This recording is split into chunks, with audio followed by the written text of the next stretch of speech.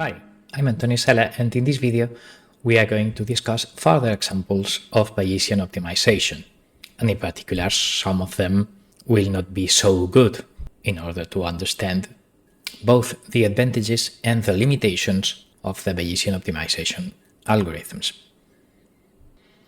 The basic methodology to minimize an unknown function was setting a prior statistical model, and maybe some historical record of samples is also available, and then we need to decide based on that model which will be the next X point to try, get the observation, update our model to get a posterior, and repeat and repeat. In a previous video we looked at the code of an example with exponential quadratic kernel. These were the Gaussian process regression formula. You can just review other material or pause and inspect the code.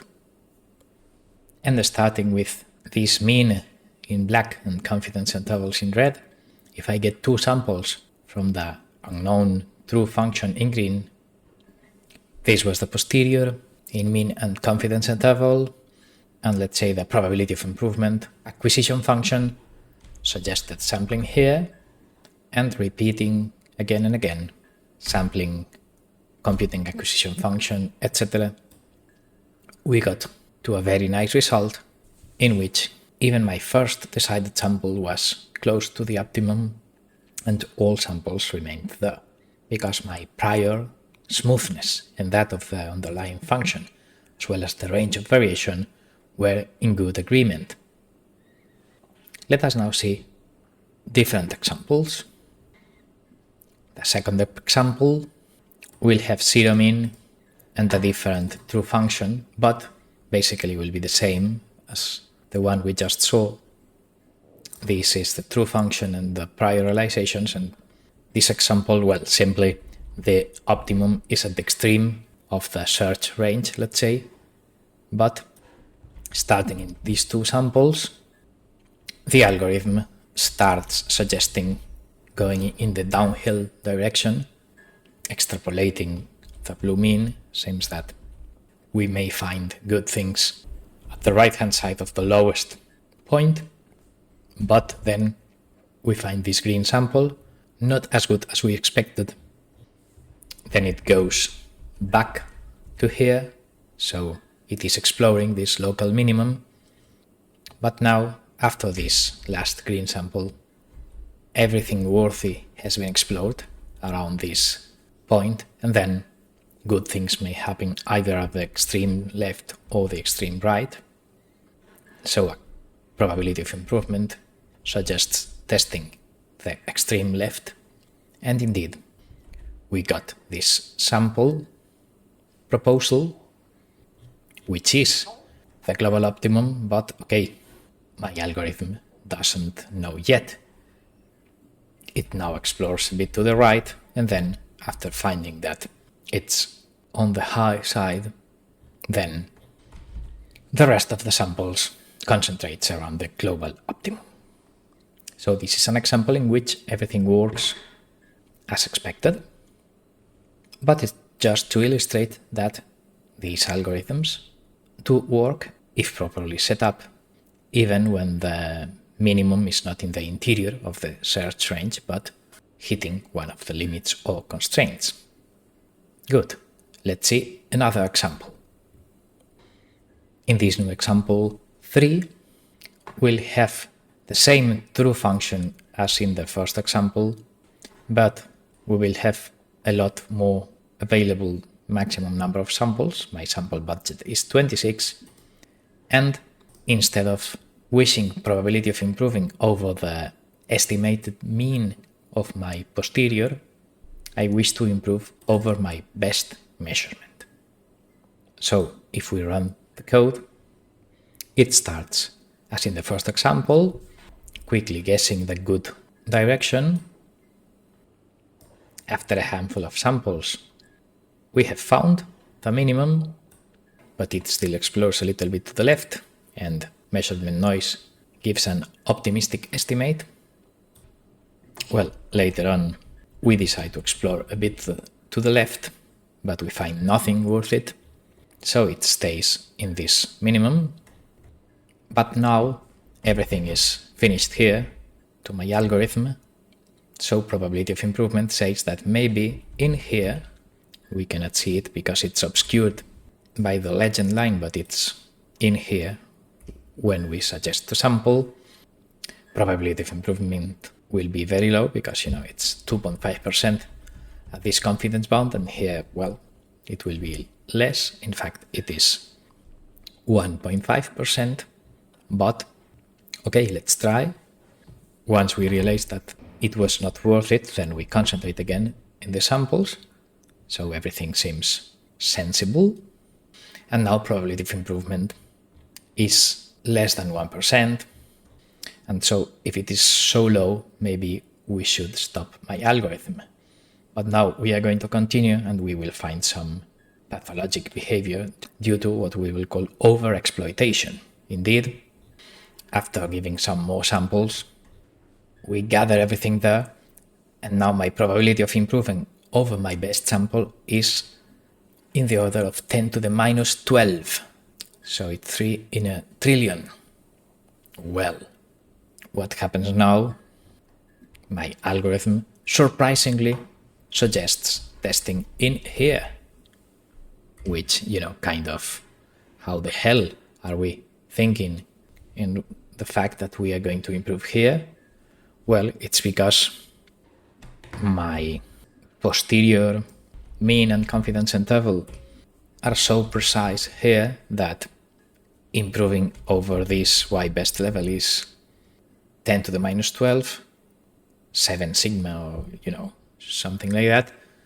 So, well, in here it's also 10 to the minus 12, but this is kind of pathological due to overexploitation. When I overexploit this thing, then I get this pathological sample suggestion. And in fact, maybe I should have stopped my algorithm before reaching this point. Or MATLAB has something called an exploration ratio parameter, so that if it detects that samples are gathering around the same point and the posterior is narrowing its variance, then it detects that fact and changes my prior by decreasing correlation distance or increasing prior variance, so that this gets inflated and new regions to explore appear because an intentional algorithm modification and not because probabilities of improvement are in the order of 1 in a trillion and the pathological numerical issues happen. So this example showed what overexploitation is and things that may happen when we incur in such behavior. Good. Let's now see another example. This example will be example 4 if you inspect the code.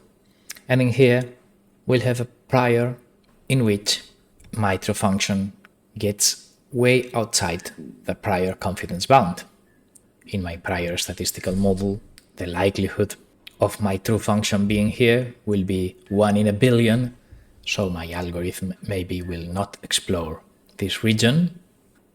Indeed, if I set lowest confidence bound as acquisition function, the algorithm thinks that good things may happen here, it tests there, still goes left,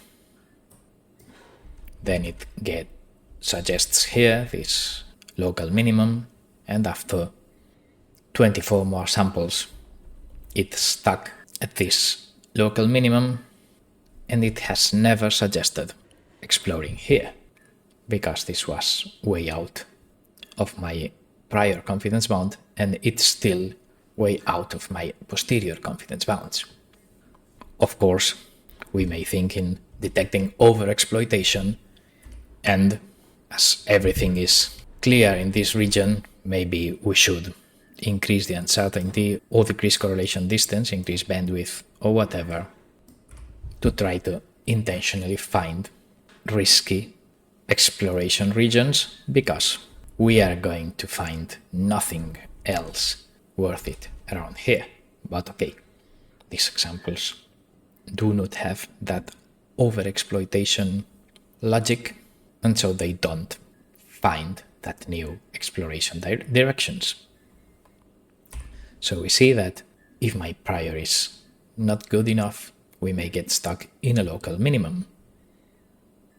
Let us see another example, example 5, in which in this case my true function will be out of my prior predictions, both in amplitude of the variation and in bandwidth. The variations of my function are much faster than those encoded in my prior. If I choose probability of improvement acquisition function, then we see that, of course, the posterior, mean, and confidence intervals, see the blue line here, have nothing to do with the actual true function. So it, well, basically the suggestions may be nonsense, and we have, sampling related issues. It suggests there,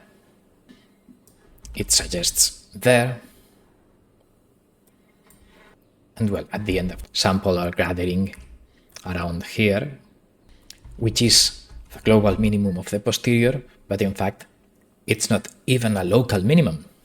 We were lucky, and by chance, we sampled this local minimum, but it's just pure chance, and the algorithm ends not even at the local minimum.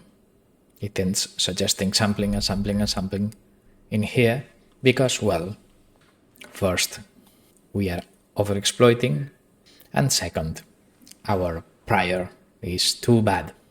The thing is that then, apart from overexploitation, we should also detect situations in which the distance between my mean and my measurements is, say, 7-8 standard deviations away, because, well, then this means that either my measurement noise is 1000 times larger than I thought, or my prior hyperparameters, either variance or power spectral density, are way off the ones suggested from my samples.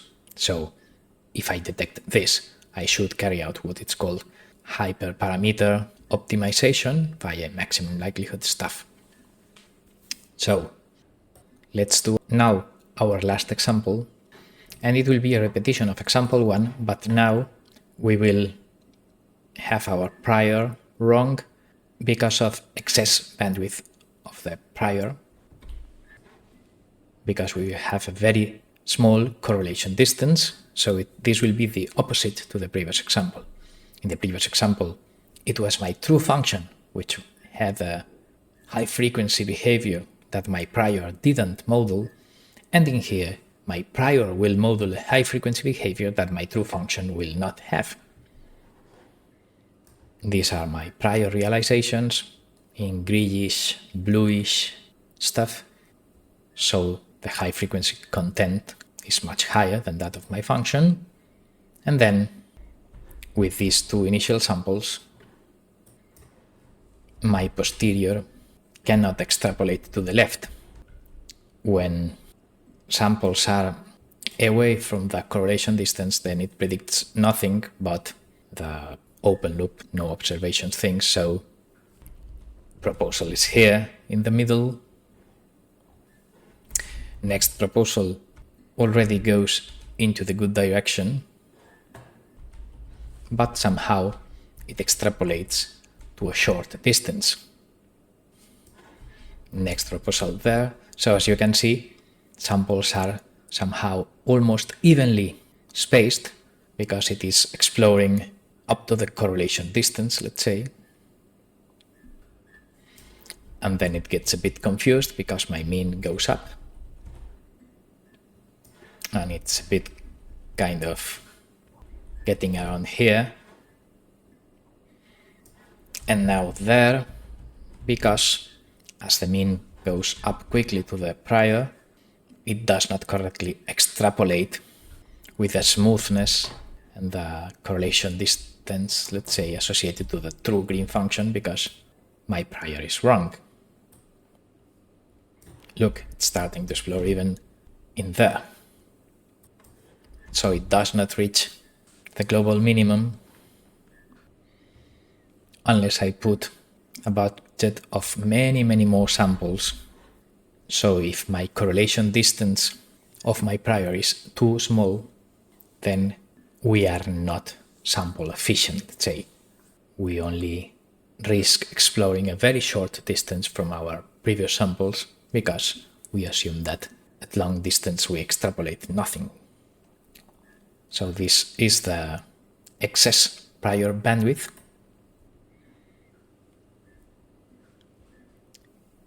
So this will be our last example.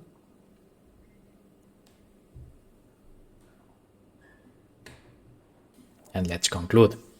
When the prior is well crafted and coincident in amplitude and smoothness, bandwidth, with that of my true underlying function, then Bayesian optimization works perfectly. But we have seen examples in which I can get stuck in local minima. We have seen other examples in which overexploitation gave me pathological sampling suggestions, probability of improvement. Or we see here that exploration is nonsense if my prior is very bad. So in real production code, I should include overexploitation logic and also kernel hyperparameter modification if I see that my samples do not fit my prior. Neither of those is done in this introductory code, but I hope you understood better advantages and drawbacks of Bayesian optimization with these examples in this code where things fail. So we finish here. Thanks for watching.